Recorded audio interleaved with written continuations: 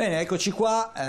Allora, Ermanno, questa parte della trasmissione di TV7 Match la dedichiamo a un prossimo evento, perché effettivamente avverrà nei prossimi giorni, cioè di questo primo viaggio extraeuropeo della coppia reale inglese, Carlo III e la regina consorte Camilla, che andranno in Kenya. Un viaggio significativo sicuramente per la corona inglese, anche perché sembra che Carlo sia intenzionato a porre delle scuse per quello che è stato la presenza coloniale inglese proprio nel paese appunto africano.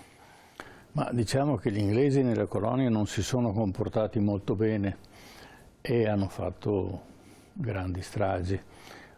Ora è chiaro che la corona inglese ha una grande necessità, sta perdendo l'imprinting in Africa. Ormai diciamo che la Cina sta navigando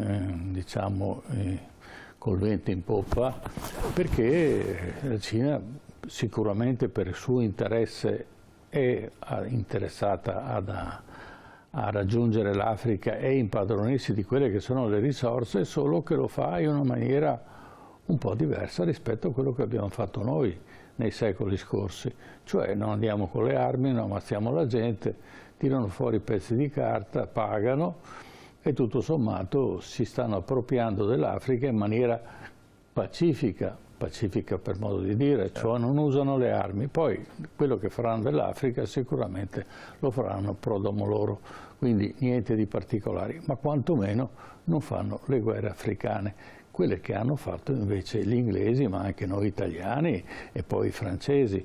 Quindi per andare a sottomettere un popolo hanno creato delle nazioni, perché le nazioni in Africa non esistevano, sono state create apposta e poi hanno creato dei muri, hanno creato delle barriere e poi hanno costretto le popolazioni, che peraltro hanno messo insieme popolazioni che avevano etnie, tradizioni, cose diverse, le hanno messe dentro in un contenitore che chiamano nazione, nel caso specifico il Kenya, e in queste nazioni poi hanno fatto quello che hanno voluto.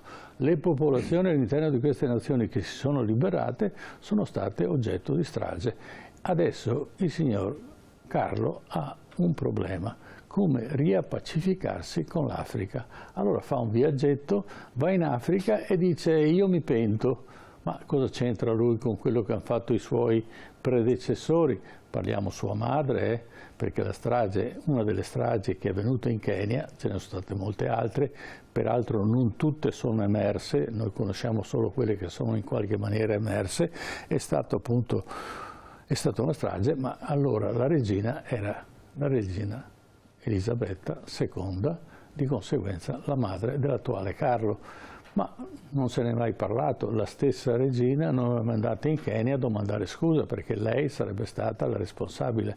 Un'altra cosa particolare: Carlo è capo della regione anglicana, la regina Elisabetta è capo della regione anglicana, la imperatrice Vittoria, parliamo degli anni 800, dalla metà dell'Ottocento fino alla fine del secolo, quindi 50 anni di impero, era capo della regione cristiana anglicana. Ha dato un buon esempio da cristiana. Questa è la domanda: se gli inglesi usano la religione solo per creare degli imperi. E con noi abbiamo un nostro ospite che ci aiuterà a capire cosa è stato l'impero inglese, perché di Africa ne ha conosciuta molto. Certo, le salutiamo e ringrazio di essere qui con noi. Padre Giuseppe Caramazza, buonasera. Buonasera. Buonasera. Giuseppe è un collega, un giornalista, è stato direttore della rivista del mensile Nigrizia ed è un missionario comboniano. Allora, Ermanno, tu hai anticipato bene quelli che sono i temi di questa nostra discussione. Io direi di partire col contributo, con un primo contributo che abbiamo preparato, sì, che racconta un po', diciamo, quello che sta per accadere e quali sono le ragioni. Vediamolo assieme. Sarà in Kenya il primo viaggio extraeuropeo della coppia reale inglese. A 5 mesi dall'incoronazione, il 31 ottobre, Re Carlo III volerà in Kenya insieme alla consorte Camilla in occasione del 60° anniversario dell'indipendenza del paese africano dal Regno Unito. Per il sovrano britannico si tratterà molto più di una semplice visita di Stato. Innanzitutto sarà la prima visita in una nazione del Commonwealth nelle vesti di re, ma soprattutto sarà l'occasione per riflettere sulle atrocità commesse dall'impero britannico sul territorio del Kenya. La colonia keniana fu istituita nel 1920 e soltanto nel 1963 la nazione si rese indipendente. I due paesi si sono riavvicinati per motivi economici e politici negli ultimi anni, ma il popolo keniota, al momento guidato dal presidente William Ruto, non ha mai dimenticato il trattamento subito dalla corona inglese. La visita riconoscerà anche gli aspetti più dolorosi della storia condivisa del Regno Unito e del Kenya, inclusa l'emergenza tra il 1952 e il 1960, si legge in un comunicato di Buckingham Palace. Sua Maestà si prenderà del tempo durante la visita per approfondire la sua comprensione dei torti subiti in questo periodo dal popolo del Kenya. Insieme le loro Maestà visiteranno un nuovo museo dedicato alla storia del Kenya e deporranno una corona di fiori presso la tomba del guerriero ignoto ai giardini Uhuru, oltre a visitare il luogo della dichiarazione di indipendenza del Kenya nel 1963. Secondo la Commissione dei diritti umani del Kenya, circa 90.000 persone sono state giustiziate, torturate o mutilate durante l'operazione di controinsurrezione britannica. A partire dal 1952 nella colonia keniana scoppiò una rivolta al grido di Land and Freedom contro il dominio del Regno Unito. A portarla avanti fu il movimento nazionalista Mau Mau, formato da africani di principalmente etnia Kikuyu, la cui voce fu repressa con violenza da parte dell'esercito britannico. Per giustificare questa crudeltà nei confronti della popolazione keniana, gli inglesi dipinsero i Mau Mau come dei selvaggi che si erano macchiati di efferatezze.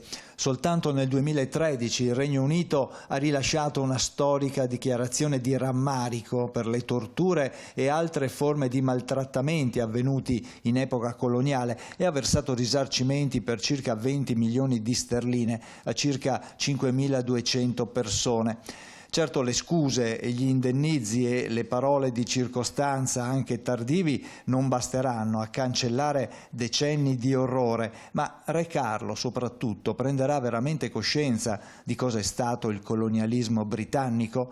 Sappiamo bene che Londra non è stata l'unica e servirebbe una condanna vera da parte anche degli altri stati occidentali, autori di una violenza sanguinaria che è stato il marchio di fabbrica del colonialismo europeo.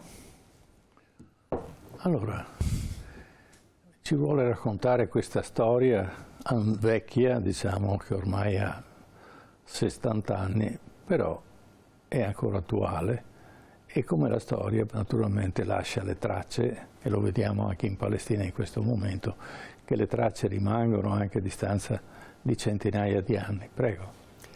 Ma non è 70 anni, direi di più, perché prima di arrivare ai Mau Mau bisogna parlare di come gli inglesi hanno diviso il territorio. Il Kenya è grande più o meno 2 volte l'area italiana ed era abitato da poche persone a livello numerico quando gli inglesi arrivarono, ma gli inglesi dissero: qui abbiamo una tabula rasa, possiamo fare quello che vogliamo. Questo è stato il primo membro politico che controllava il protettorato di allora. E allora decisero di prendere le terre migliori e di darle a coloni bianchi, la zona di Laikipia che è nell'altipiano a nord di Nairobi. E le persone che abitavano lì, i Masai, vennero portati nelle radure dove vivono oggi, che non è la terra tradizionale Masai, secca, arida. Loro vivevano sull'altopiano che è ricco, bello, pieno di acqua. E anche i Kikuyu. E poi per tutte queste tribù, come le venivano chiamate, sono state chiuse in riserve, dei veri e propri zoo umani. Alcuni, tipo quello dei Masai, erano vasti, in un certo senso c'era una libertà di movimento, ma le persone non potevano entrare e uscire, occorreva un passaporto e un visto. anche i bianchi avevano bisogno del visto per entrare nelle riserve. Per i Kikuyu si è trattato proprio di ridurli in pochissimi spazi dove non potevano neppure coltivare a sufficienza per vivere, mentre ai coloni bianchi venivano dati migliaia di ettari di terra. E questo forse è poco conosciuto, ma certe aziende che esistono ancora oggi di 10.000 acri, dunque sono circa 6.000 ettari, 6.000 ettari è un terreno enorme. Certo. E la gente che viveva lì e lavorava lì adesso era costretta ad arrivarci come servi. E poi c'è stato un... Quindi sfruttavano la manovalanza dei residenti, sì. Quindi diventavano schiavi a casa loro. Praticamente sì. Prego. E l'idea era che il Kenya diventasse non solo una colonia britannica, ma diventasse poi un territorio nuovo in mano ai britannici, dove gli africani potevano vivere nelle riserve e se volevano uscire per lavorare potevano. Cioè non c'era un senso di dire questa è casa loro. E dunque la rivolta dei Mau Mau non era una rivolta solamente per l'indipendenza, così, ma è nata da anni e anni di soprusi e di imposizioni da parte degli inglesi. È stata una sorta di patriottismo, volevano la loro terra, volevano essere tranquilli e volevano continuare la loro vita come avevano fatto i secoli precedenti. Certo. Prego. Tanto più che i Mau Mau veramente non hanno ucciso molti inglesi, anche in questi scontri. E gli inglesi cosa hanno fatto? Prendevano qualsiasi morte di un bianco, di un colono, per incidente o qualcosa di inspiegabile, e là dicevano sono stati i Mau Mau. E dunque i veri morti, adesso non ricordo i numeri, non voglio dire sciocchezze, ma certamente meno di 1 milione, di meno di 1.000 in quei 10 anni di insurrezione, dunque pochissima cosa. E mentre come abbiamo visto nel servizio, almeno 90.000 persone hanno sofferto fisicamente di questo. Certo. Ma lo scopo qual era? Poter coltivare la terra, e poi ci sono anche risorse in Kenya. Sì, il Kenya non è ricchissimo in risorse minerarie, però la terra sì, la terra è buona nell'altopiano, che è vasto. Quindi c'è acqua, c'è cultura. C'è acqua e c'è altitudine, dunque non c'è molto caldo, anzi è freddo, e si possono coltivare quello che coltiviamo in Italia, patate, pomodori, mais, tutto quanto. Ecco, questo è da dire che il mais non esisteva, è stato portato dagli inglesi ed è stato imposto alla gente, e non potendo mangiare il loro cibo tradizionale hanno assunto questo grano turco che adesso è diventato parte del cibo keniano. Sì, però sappiamo che il mais non è il cibo migliore perché manca di vitamine K e di conseguenza il problema dello scorbuto più di altre patologie è determinato dall'alimentazione col mais. Infatti non sapremo mai quanti bambini sono morti in queste riserve per la mancanza di vitamine e anche del cibo in genere. Ho capito. Quindi i prigionieri a casa loro. Allora vediamo un altro contributo, il contributo numero 2. L'elenco dei crimini compiuti dai colonialisti britannici nell'arco di 4 secoli d'impero è notevole. Si va dalla tratta degli schiavi alla repressione degli indipendentisti repubblicani irlandesi, dai 100 anni di guerre dell'oppio cinesi al soffocamento delle rivolte indiane. Sarebbe in ogni caso sbagliato pensare che il gioco inglese abbia allentato la presa all'avvicinarsi della decolonizzazione dopo la Seconda Guerra Mondiale. Al contrario, alcuni degli episodi più efferati della dominazione britannica si sono svolti, per così dire, fuori tempo massimo, tanto che si può parlare di un vero e proprio colpo di coda dell'imperialismo di Londra.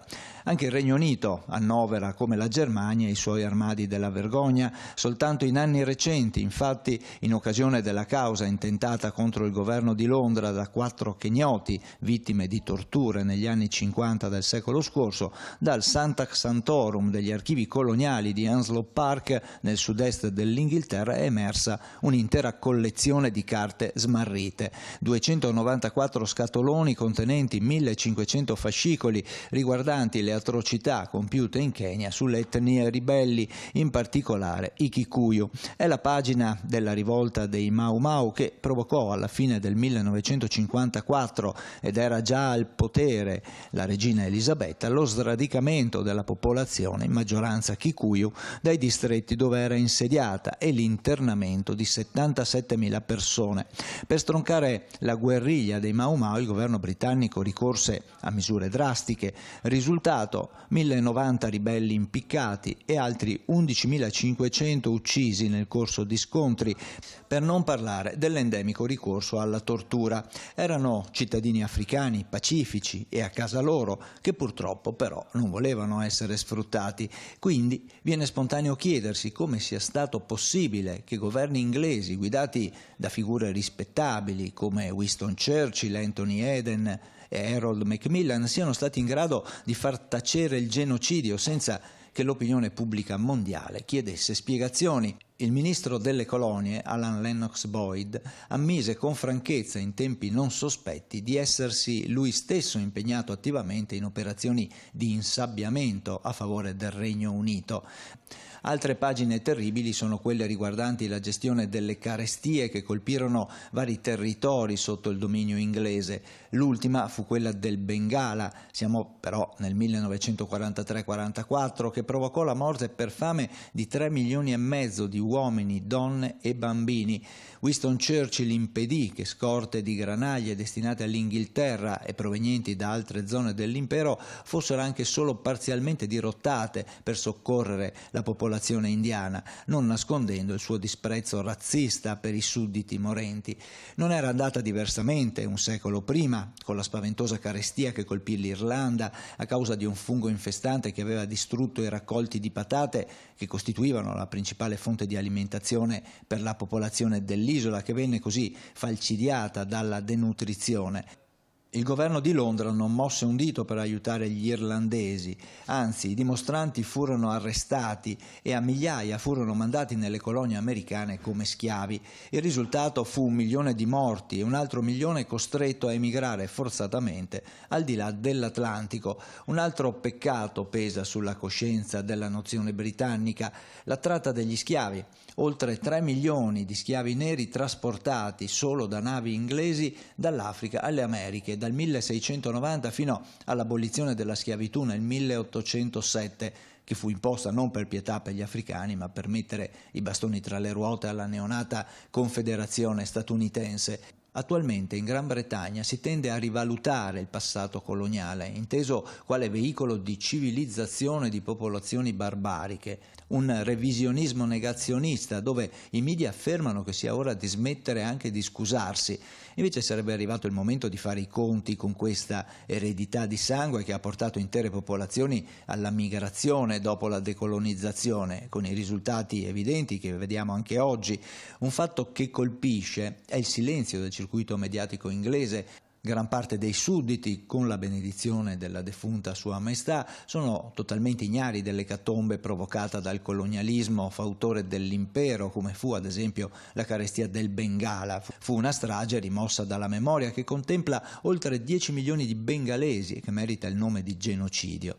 Alla luce di quanto sopra possiamo dire che Adolfo, a paragone dei reali britannici, era solo uno stupido e vanitoso serial killer, con lo svantaggio che non cadrà mai nella voragine del dimenticatoio. È bene ricordare peraltro che i reali inglesi sono anche i capi della religione cristiana anglicana. God save the king, allora, Dio salvi il re, ma forse sarebbe meglio dire Dio salvi le colonie dai reali inglesi. Mi viene una domanda spontanea: non sarebbe il caso di ripristinare Norimberga? Il processo, visto che gli inglesi erano i giudici in quel processo e hanno detto che i criminali nazisti avevano fatto giustamente e hanno fatto anche dei verdetti e delle condanne giuste, peraltro. Ma chi condanna chi? Questa è la domanda. Il gioco è che se si facesse questo dovremmo metterci dentro anche Francia, Italia, Portogallo, Spagna, eccetera, perché anche noi abbiamo avuto le nostre. In italiano si parla di Amba Radan, una gran confusione, ma Amba Radan era una montagna dove gli italiani hanno fatto un eccidio tremendo in Etiopia. Lo spieghi meglio? Ci fu una volontà del governo coloniale di uccidere questi nativi che non volevano accettare di essere colonizzati. Non solo, anche oltre ai militari che spararono, i coloni italiani usarono qualsiasi mezzo, persino prendendo questi etiopici, mettendoli legati sulla strada, passandoci sopra con il trattore per ucciderli. Esatto. Cioè delle cose veramente aberranti. Sì. La Francia ha fatto lo stesso, Certo.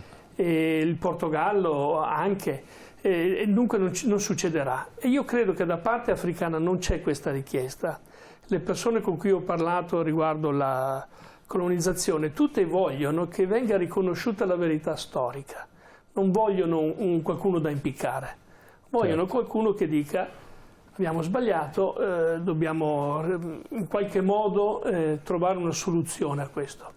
E questo vuol dire cambiare l'atteggiamento nei confronti dei governi africani. Certo,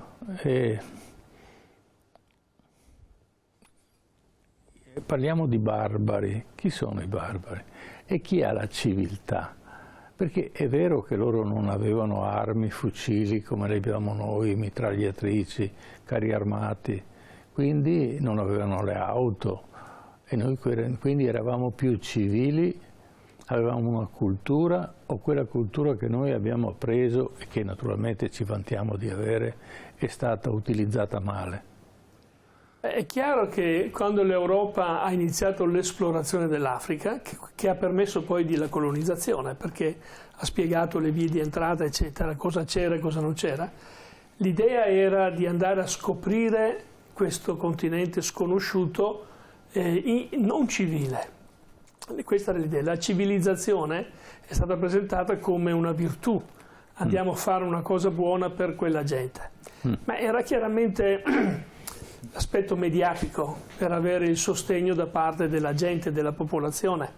E io credo che nessuno in Europa capisse quello che stesse succedendo veramente. Tanto più che nel 1800 c'erano persone che si domandavano se gli africani erano veramente umani. O se non un qualcosa di via di mezzo. Se avessero l'anima. Se avessero l'anima anche. Ecco che qui c'è stata veramente una lotta tra quelli che dicevano no, queste sono persone, hanno una storia, una cultura, e chi invece negava questo. Si è negata la cultura e dunque sono stati dipinti come animisti, cosa che non è vera assolutamente, come atei a volte. Portiamo a conoscere Dio. Dio è una presenza nella cultura africana enorme, non ci sono atei in Africa veramente. E poi c'era la civilizzazione e abbiamo scambiato la tecnologia con la civiltà. E non ha aiutato che, oltre all'ignoranza che dell'Europa aveva dell'Africa, che in Africa non ci fosse uno sviluppo culturale simile al nostro, per cui non c'era la scrittura, non c'erano mezzi di trasporto come quelli che noi avevamo, carri eccetera, e dunque era facile dipingere queste persone come sottosviluppate, incapaci e appunto senza cultura. E quindi abbiamo approfittato di questo concetto di superiorità umana, no? Così. Ma lei che ha vissuto in Africa, che sensazione ha invece quando tratta con un africano? Molto diversa. Prima di tutto si tratta con una persona che ha tutto un suo mondo culturale antichissimo e lingue di una bellezza interessantissima. Io ho lavorato in Kenya, dunque ho imparato il Swahili, che è una lingua molto duttile, in grado di dire cose che per noi sarebbero difficili dire, ma anche loro fanno fatica a dire cose che noi... Cioè, ci sono ricchezze reciproche. Ma poi ho conosciuto i Masai da più vicino e anche lì vedere il tipo di saggezza popolare, le storie, i proverbi, la visione che si ha del mondo. Un proverbio che ho spesso sentito lì è: la terra non è nostra, l'abbiamo in prestito dalla prossima generazione. Questa idea dunque che quello che abbiamo, l'ambiente... Più avanti l'abbiamo scoperto recentemente noi, loro ce l'hanno da migliaia di anni. Sì, e hanno questa visione di attenzione per il futuro che viene. Certo. E poi tutto il mondo per esempio dell'iniziazione, di come si prende un bambino e lo si accompagna a crescere per diventare uomo o donna, che spesso viene un po' banalizzato con l'idea della circoncisione. Ma non è questo, è tutto un cammino lunghissimo, di grandi insegnamenti, di grande attenzione, e si vede la capacità del bambino o del ragazzo di diventare uomo o donna, e quindi è una saggezza tremenda. Ho avuto la fortuna di incontrare molti anziani africani, keniani, ignoranti dal punto di vista accademico, non erano stati a scuola, ma di una profondità umana incredibile. E l'accoglienza, noi parliamo della nostra accoglienza, la loro accoglienza. Noi non possiamo neanche metterci a confronto, l'accoglienza in Africa è un valore enorme e la persona che arriva, soprattutto nelle zone rurali dove persiste una cultura tradizionale, l'ospite è trattato veramente da ospite e ci si sente a casa quando si va. E anche lì ci sono diversità culturali tra un'etnia e l'altra, ma in genere uno che viene accolto, e solitamente viene accolto come un inviato da Dio, cioè nella persona che arriva si vede anche un elemento spirituale, non solamente umano. E l'accettazione, l'approccio con religioni diverse, perché chiaramente noi siamo andati lì portando una religione diversa. C'è stato uno scontro o c'è stata un'accettazione? Credo che i missionari che arrivavano pensavano di portare Dio, poi sono accorti che Dio c'era, e quello che è successo è che tanti paesi ormai sono in maggioranza cristiani. In Kenya i cristiani sono intorno all'85% ormai, e più o meno metà cattolici e gli altri protestanti, evangelici, eccetera. Ma la religione tradizionale non è morta, vive a fianco alla religione cristiana, e anche là dove c'è l'Islam, la religione tradizionale sopravvive, grazie a Dio, che la religione tradizionale era una religione di rapporto personale con Dio, di attenzione alla spiritualità presente nell'ambiente, in ciò che succede, e quindi ci sono molti aspetti che sono positivi. Farei un esempio, un Masai, un Oloibon, l'uomo del sacro, ed era il capo di tutti gli Oloibon del Masai, era diventato cattolico nella mia parrocchia. Quando è morto, gli anziani del posto hanno mandato un ragazzo subito ad avvisarmi. Quello ha corso tutta la notte nella savana per venire a parlarmi e ha detto: vogliono te per il funerale. Io sono andato e gli ho trovato gli altri uomini del sacro, che non erano cristiani, seguivano la religione tradizionale, e mi hanno detto: la sua volontà era di venire sepolto da cattolico, da cristiano, ma noi abbiamo i nostri riti. E dico io, chiaramente c'era uno scontro, chi faceva che cosa? Ho detto: ditemi cosa fate. E quello che facevano loro era quello che avrei fatto io: l'unzione, la preghiera e l'invio. Vai in pace verso il Padre. E io ho detto: va benissimo, voi fate la vostra, io faccio la mia, insieme. E loro sono stati molto contenti. E io non ci ho visto assolutamente alcun problema a pregare insieme a loro, perché abbiamo fatto la stessa cosa. Quindi loro non conoscono le crociate? No, non si fanno guerre di religione tra africani, no. Bene, dobbiamo andare a imparare. Sì. Grazie. L'Africa ci insegna, certo. Grazie a Giuseppe Caramazza per questa presenza e per questa tua esposizione, perché ci hai portato all'interno di un paese che chiaramente si conosce poco. Adesso vedremo cosa potrà servire questo viaggio di Re Carlo III, come sarà accolto anche in Kenya. basteranno le scuse alla fine, certamente, no? Beh, io penso che sarà accolto bene, perché la gente non... A meno che non ci sia un odio per qualche ragione, la gente sempre accoglie, dunque sarà accolto. E la gente non odia gli inglesi. E chiaramente ci sarà qualcuno che chiederà a lui, bene, tu hai chiesto scusa, ma ora come traduci queste tue scuse nella pratica? I rapporti commerciali, i rapporti culturali. E spero che Re Carlo sappia dire, beh, cercheremo di fare qualcosa almeno. Teniamo conto che non decide lui la politica estera del Regno Unito. Certo, certo. Bene, grazie allora, grazie a Giuseppe Caramazza, missionario comboniano e già direttore di Nigrizia, per essere stato qua con noi. Invece per voi telespettatori un attimo di pazienza, andiamo in pubblicità adesso e poi ritorniamo con la nostra rubrica del Memento che questa sera dedichiamo alle Olimpiadi invernali del 2026. Sono ormai alle porte, mancano poco più di 2 anni all'appuntamento olimpico, però si sta ancora discutendo su cosa e dove fare determinate competizioni. In particolare il bob in questi giorni ha acceso il dibattito, perché la pista olimpica di Cortina non verrà fatta a Cortina e bisognerà decidere dove. Ne parliamo tra poco.